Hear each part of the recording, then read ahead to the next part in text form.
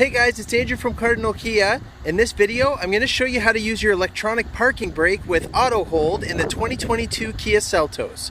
I have in front of me here an SX Turbo all-wheel drive in Onyx Black. Let's get started.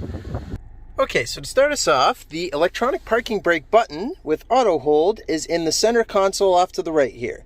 So the big P button is your electronic parking brake. So if I go ahead and put my foot on the brake pedal and lift up on the parking brake, it now shows that the electronic parking brake is engaged. If I wanted to disengage it, I have my foot on the brake and I go ahead and press that P button down and it completely disengages it.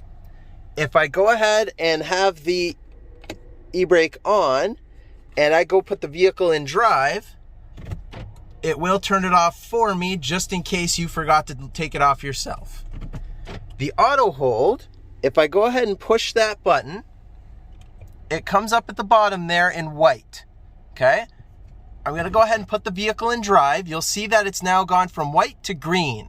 So I'm in the drive gear, and now I can go ahead and take my foot off of the brake pedal while I'm still in drive.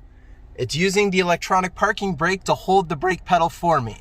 And as soon as I'm ready to start going again, all I need to do is just touch the gas, and the vehicle starts moving and auto hold is off. If I come to a complete stop again, you'll see it goes green and is now holding the brake for me again.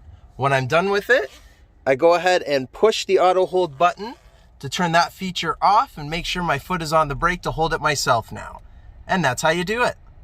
Thanks for watching, guys. Please make sure you hit that like button and that you subscribe and select the notification bell to stay up to date with all of our videos.